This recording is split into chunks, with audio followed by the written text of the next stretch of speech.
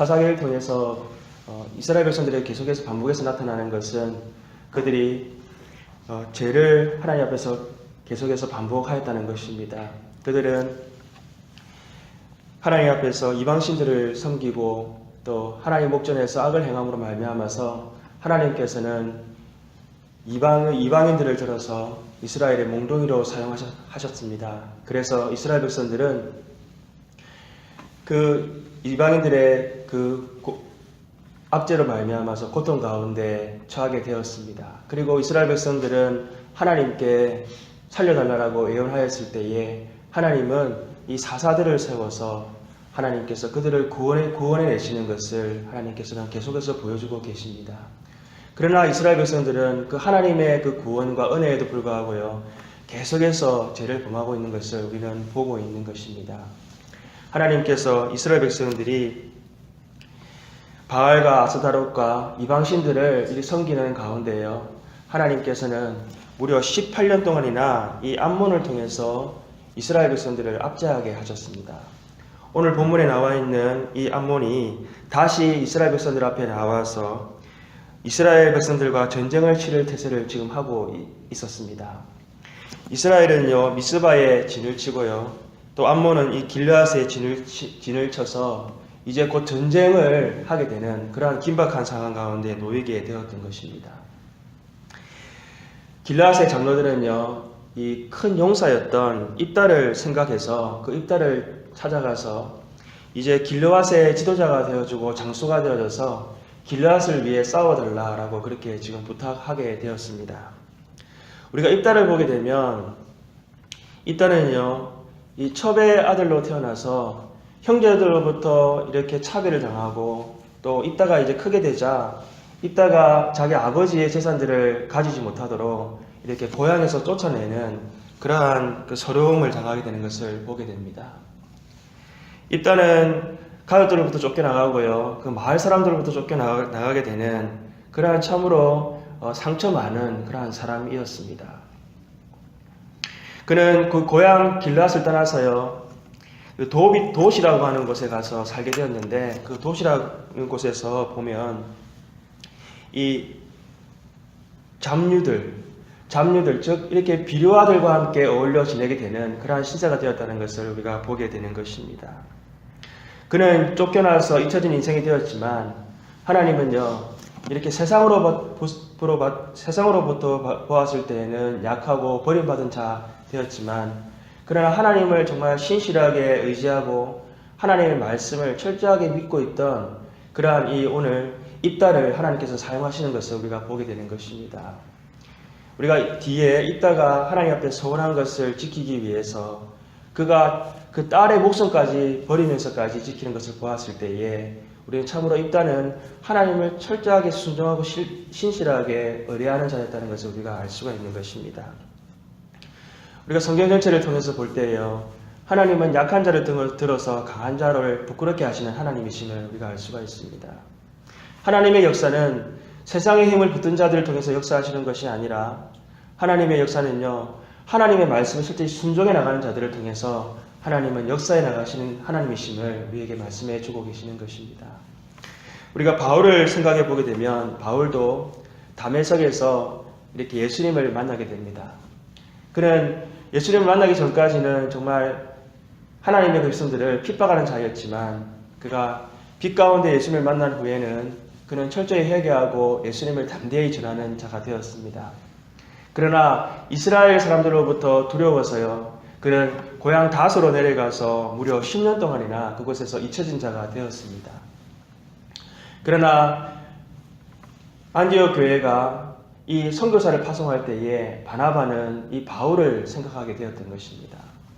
잊혀졌던 사람 바울, 그 바울을 하나님께서는 바나바를 통해서 생각나게 하시고요, 그를 예루살렘으로 데려와서 그가 정말 이방인의 사도로서 하나님께 놀랍게 쓰임받을 수 있도록 하셨던 것을 우리는 기억하게 되는 것입니다. 오늘 입다도 자기 가족들로부터 버림받고 사람들로부터 버림받은 그러한 잊혀진 자 되었지만 그가 하나님을 신뢰하고 하나님 말씀에 순종하는 자로 그가 섰을 때에 하나님께서는 그를 세워서 하나님의 놀라운 일을 이뤄가시는 것을 우리가 볼 수가 있는 것입니다. 하나님은요, 암몬과의 전쟁에서 입다를 통해서 이스라엘 백성들을 구해내십니다. 우리가 오늘 30절, 31절 말씀을 보게 되면 이 입다가 하나님 앞에 어떤 소원을 하게 됩니다. 그가 여호와께서 소원하여 이르되 주께서 과연 암몬 자손을 내 손에 넘겨주시면 내가 암몬 사람에게서 평안히 돌아올 때에 누구든지 내 집 문에서 나와서 나를 영접하는 그는 여호와께 돌릴 것이니 그가 그를 번제물로 드리겠나이다 하니라. 여러분, 입다가 암몬과의 전쟁에서 나아가서 하나님께서 이기게 하셨을 때에 그는 이제 고향으로 돌아옵니다. 근데 고향 돌아왔을 때에 제일 먼저 그를 맞이할 사람은 누구였습니까? 그의 딸이었던 것입니다. 입다는요, 서운한 대로 그 딸을 하나님께 이렇게 희생제물로 드리려고 하였습니다.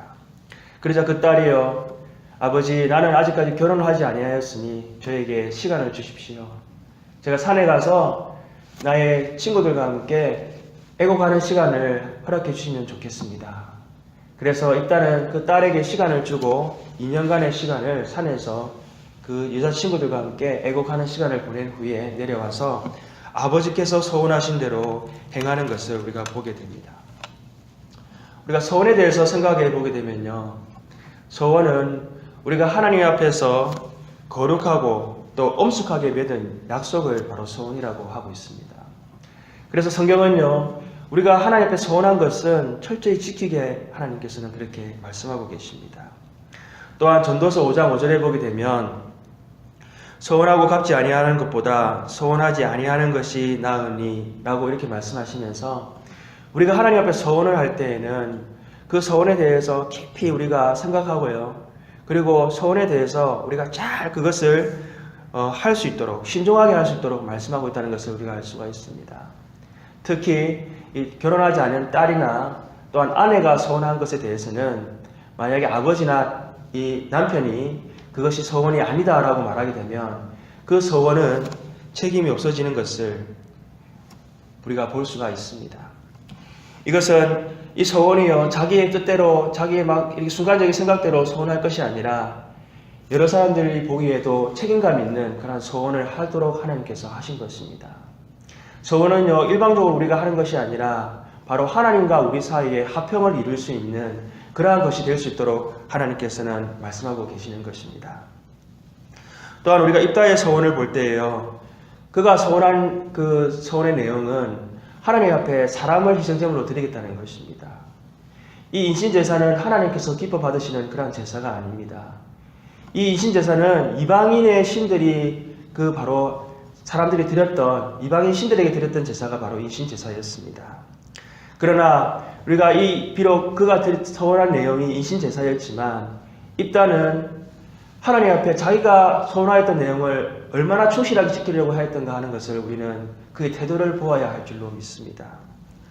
입다와 그의 딸은요, 하나님 앞에 서원한 내용을 반드시 지켜야 된다라고 그렇게 생각하고요, 자기의 목숨까지 들여서라도 지키는 것을 우리가 볼 수가 있는 것입니다.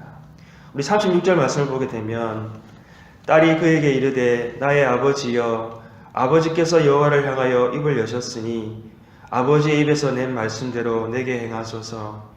이는 여호와께서 아버지를 위하여 아버지의 대적 암몬 자손에게 원수를 갚으셨음이니라 하니라. 여러분, 우리의 입다와 또 입다의 딸이 하나님 앞에 서원을 지키려고 하였던 것은 하나님께서는 하나님의 약속을 반드시 이루시는 분이시라는 것을 분명히 믿고 있었기 때문입니다.